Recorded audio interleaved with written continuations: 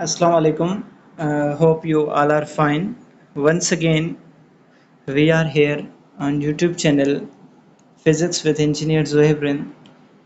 Today in this video, and I'm going to add another playlist of class metric new syllabus physics chapter number 2 sound. So start करते हैं। उम्मीद है कि आप सब ठीक होंगे, खैरियत से होंगे। तो चैप्टर नंबर 2 स्टार्ट करते हैं। इस चैप्टर का नाम है साउंड, और चैप्टर जो 1 है जो हमने कंप्लीट किया हुआ है ऑलरेडी, उसमें हमने वेव्स के बारे में डिस्कस किया कि वेव्स की कौन सी टाइप्स होती हैं, वेव्स के कौन से प्रॉपर्टीज़ होती हैं, वेव्स के कैरेक्टरिस्टिक्स कौन से होते हैं। वेव के पास टाइम पीरियड होता है, फ्रीक्वेंसी होती है, उसका एम्पलीट्यूड होता है, उसकी वेवलेंथ होती है, और क्रेस्ट होता है, ट्रफ होता है, अनडिस्टर्ब पोजीशन होता है, और उसमें जो एक प्रोसेस हैं रिफ्लेक्शन, रिफ्रैक्शन, डायफ्रैक्शन, ये वेव्स में होते हैं। और वेव्स मीडियम और नो मीडियम के एतबार से भी होते हैं, मैकेनिकल और नॉन मैकेनिकल। और दूसरी बात ये हमने देखी कि ट्रांसवर्स और लॉन्गिट्यूडनल वेव भी होते हैं। ये सारी चीज़ें हमने डिस्कस की थी। चलो इस चैप्टर में हम सिर्फ और सिर्फ अब चैप्टर जो 1 था ना, उसमें क्या था, जनरल वेव्स प्रॉपर्टीज, मतलब वेव्स की हम जनरल स्टडी कर रहे थे उस चैप्टर में। इस चैप्टर में उस वेव का सिर्फ हम उस फर्स्ट चैप्टर में से एक एग्जांपल उठा रहे हैं, जिसको हम कहेंगे साउंड वेव। हमने पढ़ रखा है पहले ही कि साउंड वेव मैकेनिकल वेव होता है और लॉन्गिट्यूडनल वेव होता है। तो सिर्फ और सिर्फ इस चैप्टर में हम साउंड वेव की कैरेक्टरिस्टिक्स को देखेंगे कि साउंड वेव कैसे होता है, उनकी क्या प्रॉपर्टीज़ हैं, और साउंड वेव्स से रिलेटेड ही टॉपिक्स हम पढ़ेंगे। अच्छा, तो स्टार्ट करते हैं। साउंड एक वेव है, साउंड एक एनर्जी है।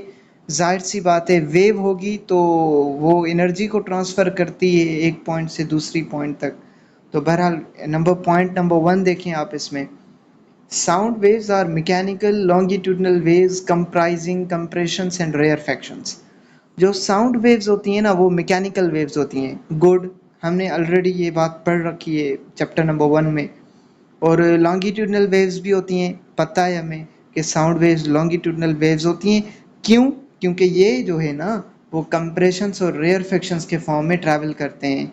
एक जगह से दूसरी जगह जब जाते हैं ना, तो ये कंप्रेशंस और रेयरफैक्शंस के फॉर्म में जाते हैं। तो आगे लिखा हुआ है कि longitudinal waves comprising compressions and rarefactions, मतलब ये लॉन्गिट्यूडनल वेव्स हैं जिसमें कंप्रेशंस और रेयरफैक्शंस होते हैं। तो ये तो आई थिंक पहली पॉइंट बिल्कुल आसान है, बिल्कुल इजी है कि साउंड वेव मैकेनिकल वेव है because it needs medium. Normally air होता है, नॉर्मली एयर होता है। दूसरे भी मीडियम्स होते हैं, सॉलिड और लिक्विड। बाकी साउंड के लिए normally air as a medium use होता है। और लॉन्गिट्यूडनल वेव होते हैं जिसमें कंप्रेशंस और रेयरफैक्शंस होते हैं। तो it is I think very easy. Note, sound waves travel in the form of compressions and rarefactions, hence sound wave or longitudinal waves। जो साउंड वेव्स होती हैं वो एक्चुअली क्या होती हैं कि साउंड वेव्स जो होती हैं वो एक्चुअली क्या होती हैं कि, चलो यहाँ पे रखते हैं, मैं चेक कर लूँगा। नहीं, ये सर ये मैं देखना है सर, हमने असल में ना वो नहीं किया। क्या नहीं किया?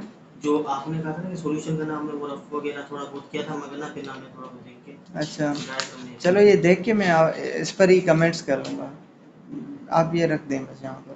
फिर सर ये असाइनमेंट आपके जमा है? हाँ बस जमा, सबमिटेड, डन डन।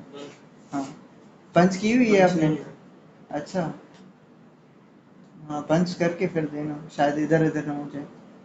अभी तो हाँ चलो, अभी दें या बाद में अभी दें, दे कोई दो। कोई मसला नहीं।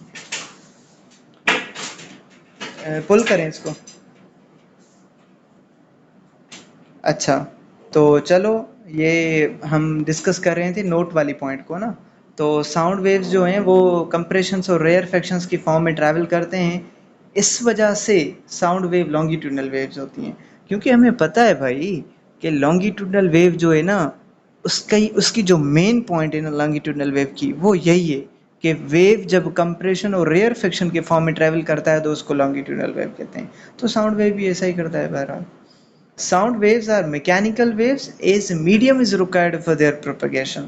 साउंड वेव्स जो हैं वो मैकेनिकल वेव्स हैं, क्यों?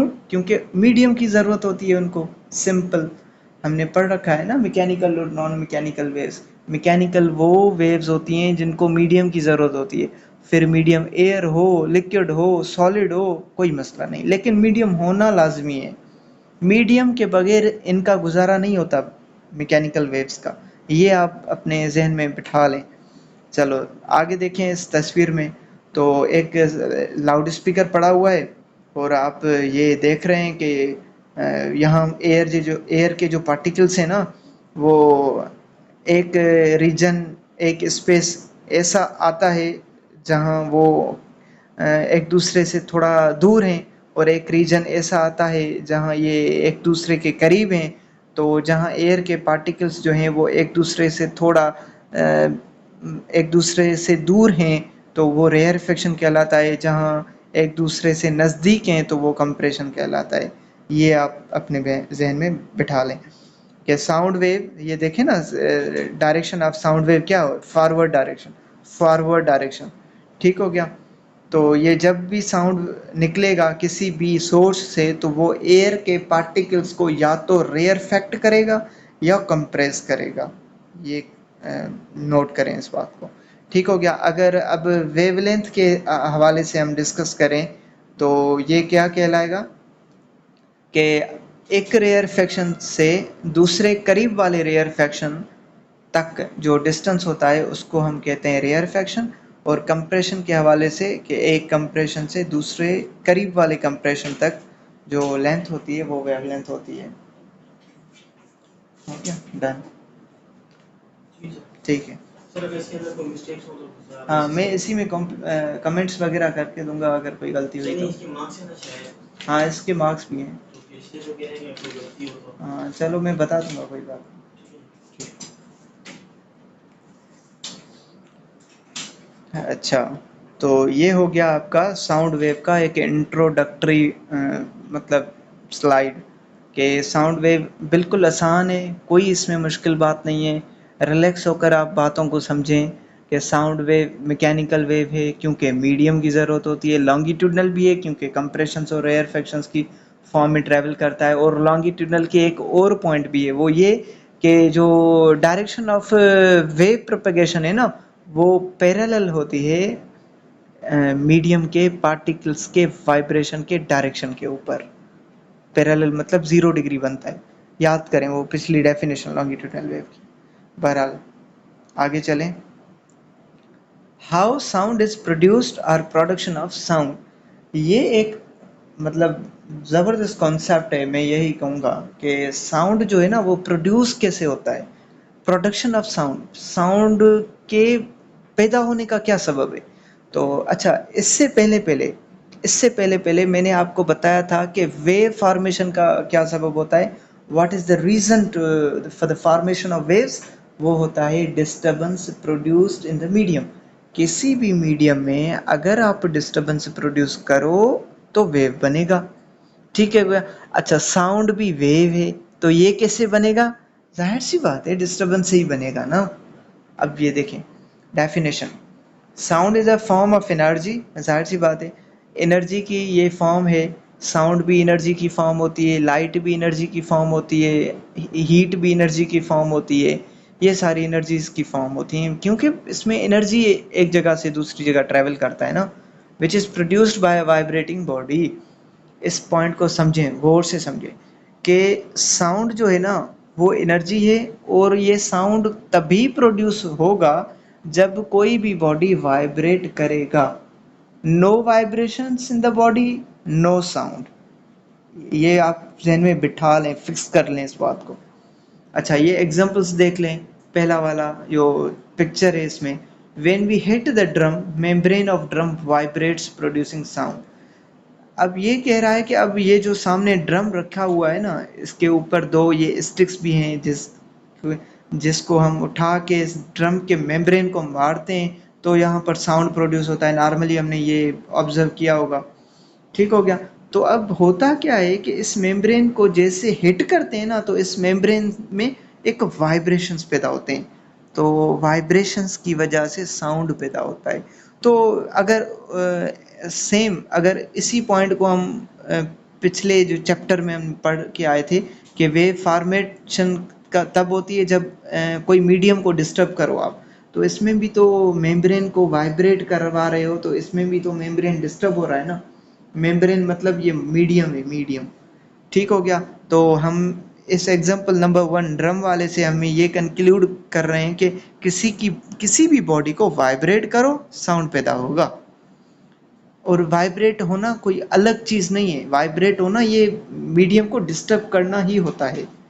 When we play a guitar, जब हम गिटार को बजाते हैं, उसको प्ले करते हैं, the string on it makes to and fro motion and produces sound. अच्छा, टू एंड फ्रो मोशन की जगह मैं ये लफ्ज यूज करूं कि टू एंड फ्रो मोशन मतलब वाइब्रेशन। ठीक हो गया। अच्छा, जब हम गिटार की स्ट्रिंग्स जो होती हैं ना, उनको हम जब क्या कहें कि उनको हम जब डिस्टर्ब करते हैं ना, तो उनकी स्ट्रिंग्स जो है ना वो टू एंड फ्रो मतलब back and forth, back and forth. तो बैक एंड फोर्थ या to and fro motion vibratory motion होता है। तो इस वजह से इसमें साउंड प्रोड्यूस होता है, जो हम गिटार से निकली हुई आवाज़ सुनते हैं। बहुत मतलब ज़बरदस्त किस्म का आवाज़ होता है ना, very good and very nice musical sound. चलो, तो इस एग्जांपल में से भी क्लियर हो गया कि वाइब्रेटरी मोशन होना लाजमी है बॉडी का। अच्छा, तीसरे पर आए, sound produce by vibrating prong of a tuning fork. अब ये आप देखें कि ये ट्यूनिंग फॉर्क जो है ना, ये यू शेप टाइप, और इसमें आप देखें कि ये ना 2 स्ट्रिप्स पतले पतले से जो कम नज़र आ रहे हैं ना, वो आप उन पर थोड़ा गौर करें। अब इनको आप खींच कर जब छोड़ेंगे ना, ये ट्यूनिंग फॉर्क जो खुद है ना यू शेप वाला, ये किसी मेटल का बना हुआ होता है। अब ये आप जो स्ट्रिप्स है ना, जो बारीक बारीक वाली, ये आप खींच कर अगर आप छोड़ दें ना, तो ये जाके ट्यूनिंग स्टॉक यू शेप वाली को जाके टकराएंगी। तो जाहिर सी बात है बैक एंड फोर्थ होगा ना, ये स्ट्रिप्स बैक एंड फोर्थ होंगी ना, छोटी छोटी स्ट्रिप्स। तो बैक एंड फोर्थ होना, ये भी तो वाइब्रेटरी मोशन है ना। तो जब ये इनको लगेंगी जाके, तो यहाँ से साउंड प्रोड्यूस होगा। तो कंक्लूजन हम क्या निकालते हैं इस वीडियो का, कि the sound is produced only if a body is vibrating. Sound तब ही पैदा होगा जब कोई बॉडी वाइब्रेट करेगी। ठीक हो गया।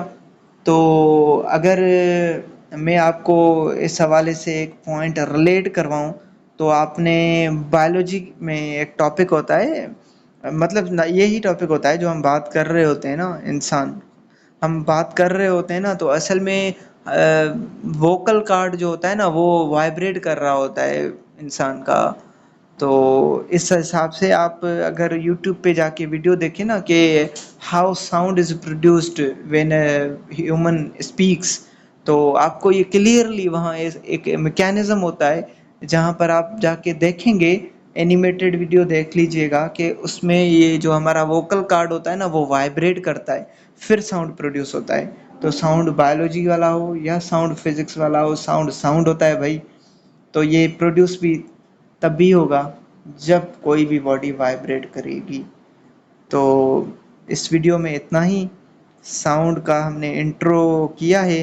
तो मज़ीद इंशाल्लाह नेक्स्ट वीडियोस में दूसरे जो इस चैप्टर से रिलेटेड सीक्वेंस वाइज टॉपिक्स होंगे, वो मैं अपलोड करने की कोशिश करूँगा। सो टिल दैट, अल्लाह हाफिज़।